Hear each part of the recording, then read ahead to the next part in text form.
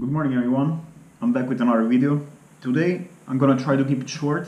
It's a brief update on the Swiss gun law referendum that's gonna take place in roughly 1 month down the road on the 19th of May.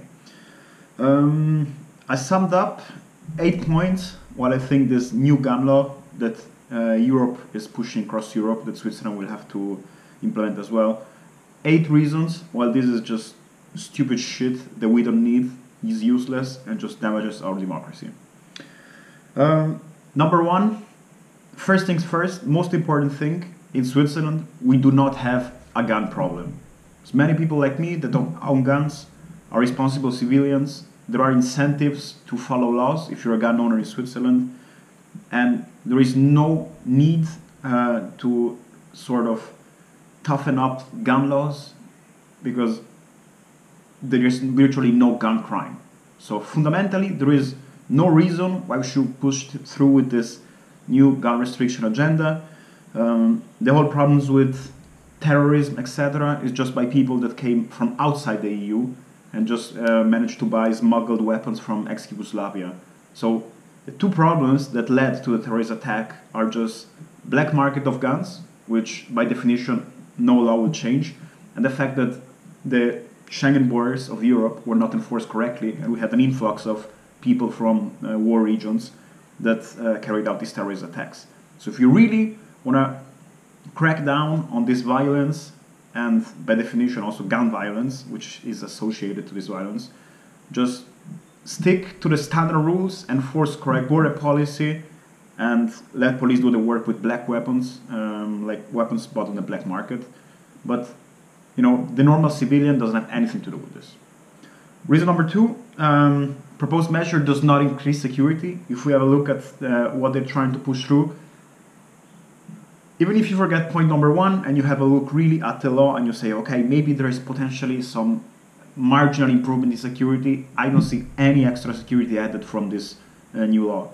Pistols, like handguns that have a magazine restriction of 20 rounds, will still be legal, and I think most of crime is committed by a pistol just because it's more handy. A gun like this, limited to 10 rounds, I doubt what kind of an impact it will have overall on security. And all of the new regulation that apply, it doesn't lead to any more security. It's just more hassle for us civilians and for the police. Police doesn't have more time, like they actually have less time to do a job that matters. Us that enjoy this hobby will just have more hassle and more paperwork to do, while the real criminals are just outside laughing at us. Number three, proposed legislation is hard to implement. Under the new law, most guns like this will be classified as prohibited weapons because either magazine of 20 rounds or because of the length. Let us remember the guns that can shoot without functionality issues that are shorter than 60 centimeters, like with a folded buttstock or something like this, are also classified as prohibited weapons. This will become prohibited weapons, where more regulation apply. You have to ask for special permits. You have to showcase that you are actually an active shooter, that you go like once every so and so. The police has to check this. So there's more administrative work to register guns, to register the activity related to guns. All of the parts of a gun have to be serialized, including, I don't know, also the internals. So more admin effort, and also to the activity, also more admin effort. And then if you somewhat forget maybe to show that you went to shoot in the last 5 years so and so many times, actually the police has to confiscate the gun. So that would be an extremely awkward situation if you have an illness or if you travel abroad for business and you overnight become a criminal for no reason. I don't know. I don't think I don't have to go any further down to this detail.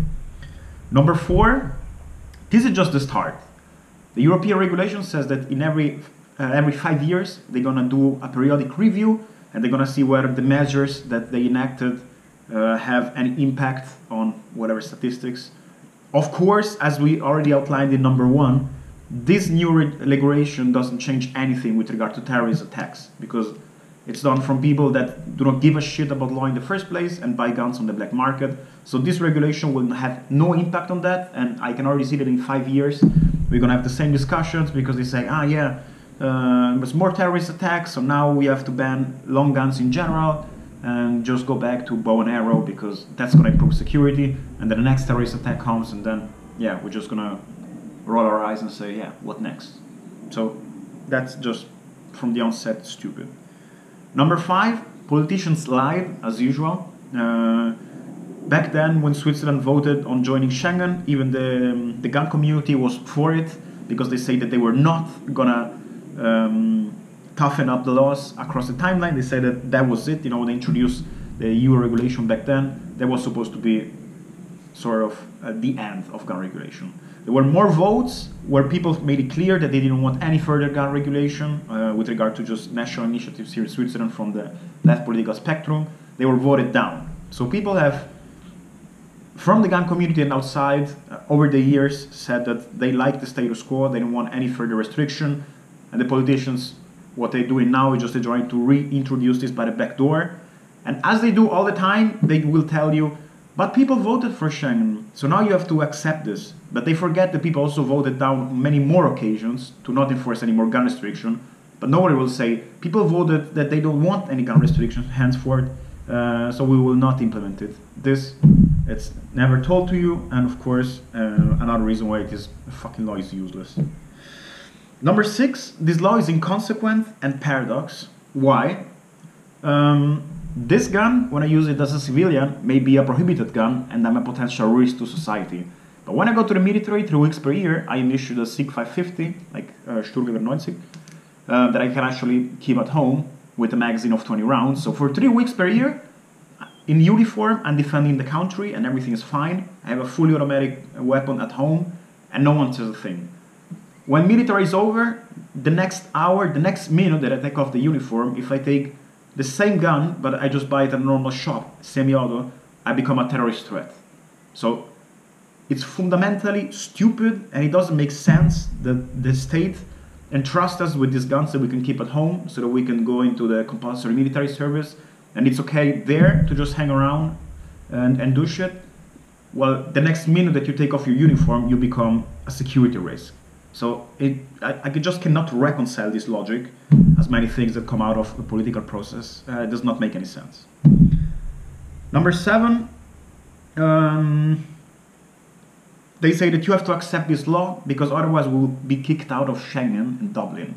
Schengen-Dublin is this contractual framework whereas Switzerland just joins the free movement of people, and with Dublin you can also kick out people that require asylum, actually which have already done so in another Schengen-Dublin country and try to reapply in Switzerland.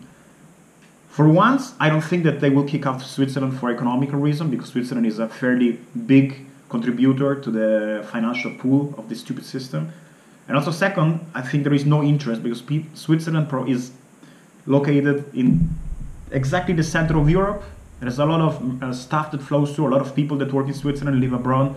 So the economic fallout to other EU countries at the border, which is Germany, France, Italy, and Austria, would be significant. And I doubt that if Swiss people reject this law on the 19th of May, that Europe will just say, well, then we'll just kick out Switzerland, and just the German worker who makes, I don't know, who works in Switzerland and has to provide for his family will have to wait 3-4 times the amount of time at the border to come to this daily job in Switzerland. I doubt that German politicians will not suffer a fallout from this decision. So absolutely, this is just game theory, bargaining theory 101. They just try to pretend that it's going to be a disaster only for us, whereas I think it's rather the opposite. Number 8, final reason why I think that this law is a disaster. It's become increasingly clear that the political elite is trying to bundle up laws and regulation in packages where you say yes the first day and then you're just tied up to that bundle for the rest of your life. Why?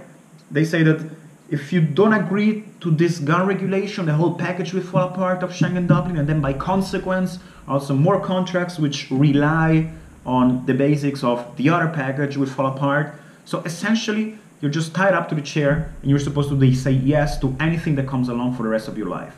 I think that this is a very toxic trend that is due to the fact that many political decisions are delegated to supranational or supranational institutions.